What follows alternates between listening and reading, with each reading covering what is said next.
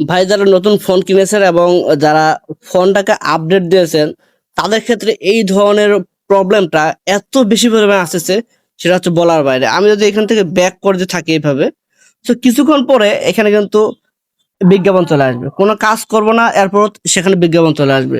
So এত পরিমাণে বিজ্ঞাপন যে আপনি মোবাইলে কোনো একটা কাজ করতেছেন, সেই কাজটা আপনি করতে পারতেছেন না। এত পরিমাণে বিজ্ঞাপন। তো এই বিজ্ঞাপনগুলোকে, এই বিরক্তিকর অ্যাডস গুলোকে কিভাবে বন্ধ করবেন? সেই বিষয়টা নিয়ে আজকের এই ভিডিওতে আলোচনা করা হবে। তো এখানে দেখেন যে কথা বলতে বলতেই কিন্তু এখানে একটা বিজ্ঞাপন চলে আসলো। সে এই ধরনের বিজ্ঞাপনগুলা, অর্থাৎ এত হিউজ পরিমাণে সেখানে বিজ্ঞাপন আসতেছে যে কোনো একটা কাজ করবেন আপনি, সেই কাজটা আপনি করতে পারতেছেন না। দেখেন যে এত পরিমাণে বিজ্ঞাপনটা আসতেছে। তাহলে এই বিজ্ঞাপনটাকে কিভাবে বন্ধ করতে হবে? সো অ্যাডস বন্ধ করার জন্য আমাদের এইখানে সেটিংসে আসতে হবে, ফোনের সেটিংসে, এবং ফোনের সেটিংসে আসার পরে তো আপনি যে কাজটি করবেন, দেখেন যে কথা বলতে বলতে এখানে বিজ্ঞাপন চলে আসছে, অর্থাৎ এমন একটা বিরক্তিকর অবস্থা। সেটিংসে আসার পরে এখানে আপনারা কানেকশন এন্ড শেয়ারিং এটাতে ক্লিক করবেন। দেখেন যে আপনাদের ফোনের মধ্যে কানেকশন এন্ড শেয়ারিং কথা লেখা আছে। তো কানেকশন এন্ড শেয়ারিং এটাতে ক্লিক করবেন। এটাতে ক্লিক করার পরে এখানে যে দেখতে পাবেন যে আপনার এয়ারপ্লেন মোড, হটস্পট, ভিপিএন, এরপর নিচে দেখতে পাচ্ছেন যে private DNS. So private DNS এটাতে ক্লিক করবেন এবং এটা কিন্তু আপনার অটো দেওয়া আছে যে encrypt transfer automatic if supported. So এখান থেকে এটাকে টার্ন অফ করে দিবেন, না হলে এখান থেকে আপনি স্পেসিফিক ডিএনএস এটাতে ক্লিক করবেন। এটাতে ক্লিক করার পরে আপনারা এখানে লিখবেন, এখানে আপনাদের লিখতে হবে ডিএনএস ডট এট GUARD@gard.com। লেখার পরে আপনারা এটাকে সেভ করে দিবেন।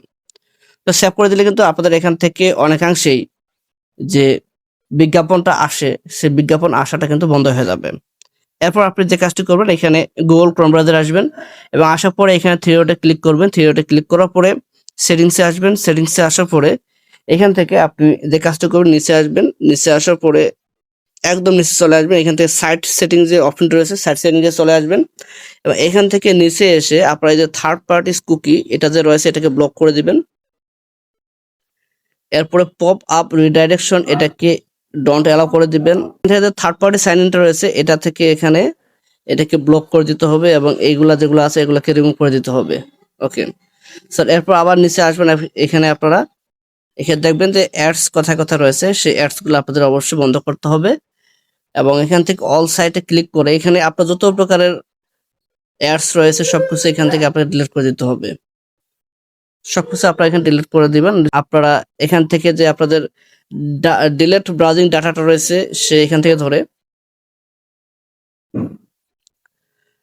এখান থেকে লাস্ট 50 মিনিটস এটাতে ক্লিক করে অল টাইম ধরবেন এবং এখান থেকে মোর অপশন থেকে যত কিছু আছে, থ্রি সাইড সেটিংস এখান থেকে যা আছে এখান থেকে সবকিছু নিয়ে এটাকে ডিলিট করে দিবেন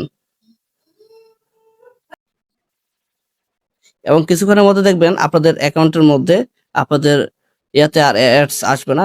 তো দেখেন এই দুটো অপশন বন্ধ করার পর কিন্তু আমার এখানে কোনো প্রকারের এখন অ্যাডস আসছে না। সো এইভাবে মূলত আপনার কাজ করবেন যে অ্যাডস বন্ধ হয়ে যাবে একদম, কোনো সমস্যা নেই। এখন আপনি ফোনটা চালান, কোনো সমস্যা নেই, ইজিলি ভাবে আপনি এখন ফোনটা ইউজ করতে পারবেন, কোনো প্রকার অ্যাডস আসবে না। সো ভিডিওটি ভালো লাগলে অবশ্যই ভিডিওটি লাইক করে দিবেন এবং চ্যানেলটি নতুন দর্শক হলে অবশ্যই চ্যানেলটিকে সাবস্ক্রাইব করে দিবেন। দেখা যাচ্ছে পরবর্তী ভিডিওতে। সবাই ভালো থাকবেন, সুস্থ থাকবেন। ধন্যবাদ সবাইকে।